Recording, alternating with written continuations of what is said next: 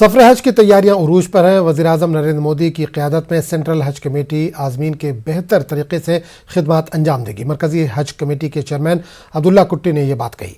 कर्नाटक के साहिली शहर मंगलुरु में हज तरबियती प्रोग्राम में मरकज़ी हज कमेटी के चेयरमैन अब्दुल्ला कुट्टी ने हिस्सा लिया। मंगलुरु के एक कम्युनिटी हॉल में कर्नाटक रियासती हज कमेटी के तहत यह तरबियती प्रोग्राम मुनक़िद हुआ। दक्षिण कन्नड़ा, उडुपी और कई ज़िले के आज़मीन ने इस प्रोग्राम में हिस्सा लिया। ज़िला वक्फ बोर्ड मशावरती कमेटी के चेयरमैन अब्दुल नासिर की निगरानी में ये एक रोज़ा तरबियती प्रोग्राम मुनक़िद हुआ।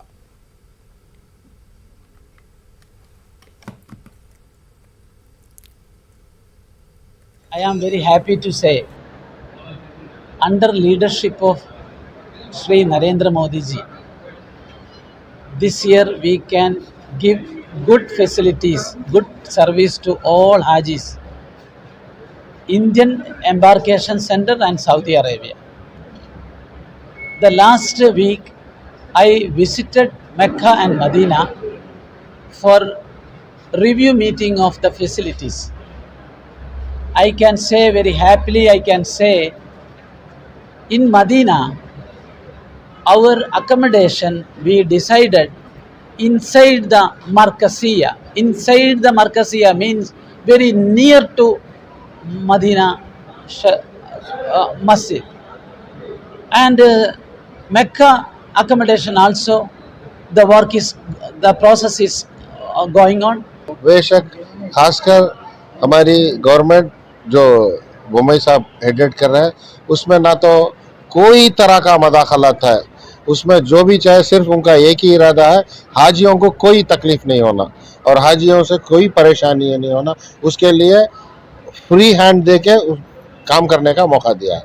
तो उसमें उडुपी, मैंगलोर और कोडगु डिस्ट्रिक्ट का 3 डिस्ट्रिक्ट कोस्टल का हर साल मैंगलोर एयरपोर्ट थ्रू जाने का था। ये बार वो भी थ्रू बैंगलोर ऐसा होगा। इधर नहीं है, ये तमिलनाडु में भी वो लोग को चांसेस नहीं है। सो एम्बार्कमेंट किधर थोड़ा कम किया है लोग सेंट्रल गवर्नमेंट है। सो हम लोग इंशाल्लाह ये पूरा मेंबर लोग और चेयरमैन साहब मिलके नेक्स्ट हज यहाँ से जाना बोल के कोशिश सारे गवर्नमेंट से कोशिश करेंगे। हमारा ज़िला वक्फ मुशावरती कमेटी का चेयरमैन नासिर लकीस्टार और दीगर हमारा डिस्ट्रिक्ट वक्फ का अरकान और हज कमेटी मेंबर्स स्टेट एंड इधर का हमारा मौलाना हनीफ निज़ाम मिल के बहुत अच्छा अरेंजमेंट भी बहुत अच्छा था। और पूरे लीडर्स भी मंगलूर से जितना लीडर्स है irrespective of any parties and any groups any organization पूरे को बुला के एक बेहतरीन एक प्रोग्राम हुआ। मुझे तो बहुत अच्छा लगा। और उसके साथ साथ एक अच्छा एक ट्रेनर भी आए थे, पूरे उलमा लोगों को बुला के एक ट्रेनिंग भी दी गई। इधर 9 तारीख के दिन सुबह को 7 बजे की तो फ्लाइट पहले ही उड़ान है बेंगलोर से, तो 5-16 तारीख को ख़त्म हो जाएगी।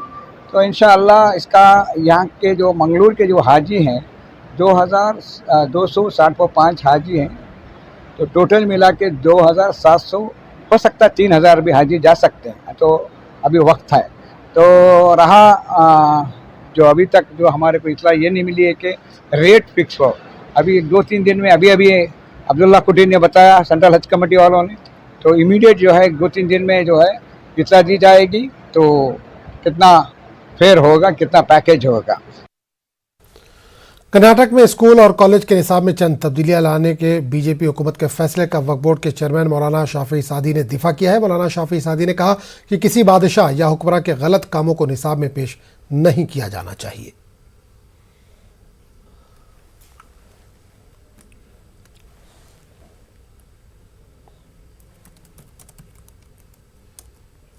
टेक्स्ट बुक का भी हमें ज़माने से यही बता रहे हैं, हिस्ट्री का तारीख़ का अच्छा ही सिखाना है। हमारा बच्चे सीखना उतना ही है।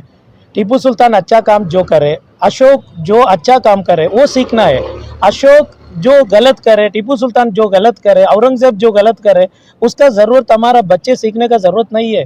औरंगज़ेब जो भी नहीं तो टीपू सुल्तान जो भी अदर गलत करे, तो अगर उन्होंने बोले जैसा गलत करे तो ये ज़मान का मुसलमान बच्चे क्या गलत है उनका खिलाफ क्यों ये होना। अशोक नहीं तो कौन भी एक राजा था कश्मीर में, उनका ये तो एक टेम्पल मारने का और लूटने का सब ये था।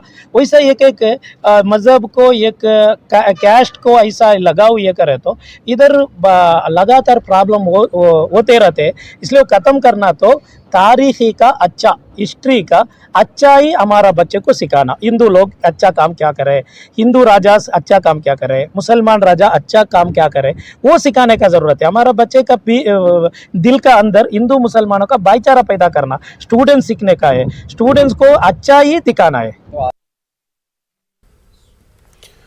कर्नाटक के मशहूर दरगाह औकाफ़ी इदारे हज़रत हमीद शाह व हज़रत मुहिब शाह कादरी कमेटी के लिए क्यों इंतखाबात नहीं हो रहे हैं? बेंगलुरु में एडवोकेट उस्मानी ने कर्नाटक वक्फ बोर्ड के रवैये पर सख्त तशवीश का इजहार किया।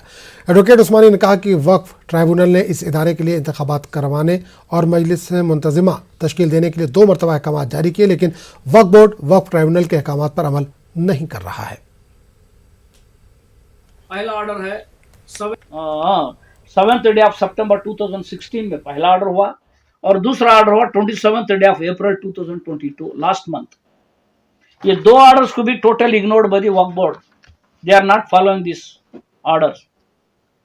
Then what is the use of what is the purpose of constituting the Waqf tribunal? The very purpose of constituting the Waqf tribunal is, बनाने का मकसद क्या है? ट्रिब्यूनल बनाने का मकसद है जो भी mistakes, any mistakes committed by the board, जो भी गलतियां बोर्ड वाले करती हैं, जो भी गलतियां, जो भी इरेगुलरिटीज जो भी करती हैं बोर्ड वाले, वो गलतियों को साफ करने, वो गलतियों को सुधारने के लिए वक्फ ट्रिब्यूनल बनाया गया। The very purpose of constituting the Waqf tribunal is to rectify the mistakes committed by the board. But here, in spite of the court order, the board is not at all obliging the court order at all. Why do they are so impertinent in following these orders? That is my question to the Waqf board. My specific question to the Waqf board is, मेरा एक ही सवाल है board के लिए, board court tribunal के order को board कैसा क्यों नहीं मान रहा है?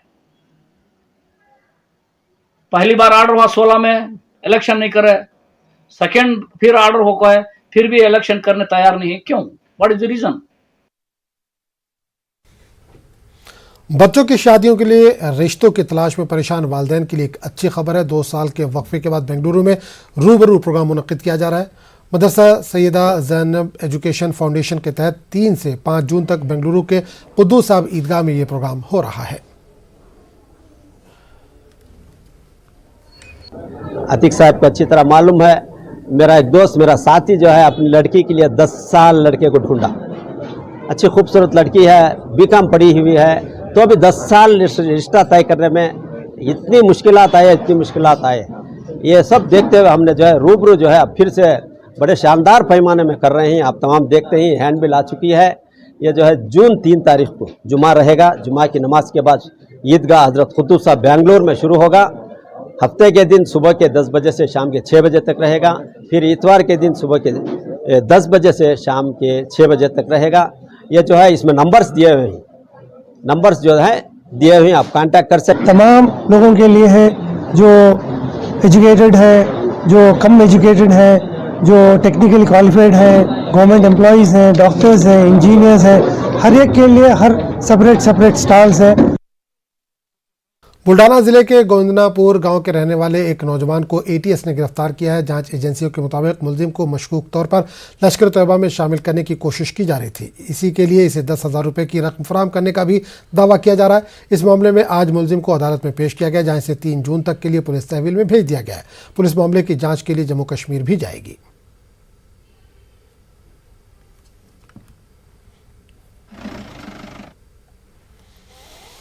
फंडिंग कर रहा है टेरर के लिए, वो आर्म्स जो है तो वो आर्म्स इकट्ठा कर रहा है, वो डिस्ट्रीब्यूट कर रहा है। वो कश्मीर जाके आया है 2-3 बार, उसने 10,000 रुपये का विड्रॉल किया है। तो ये सारी चीज़ों में इन्वेस्टिगेशन के लिए पुलिस वालों को या एटीएस वालों को कश्मीर जाना है।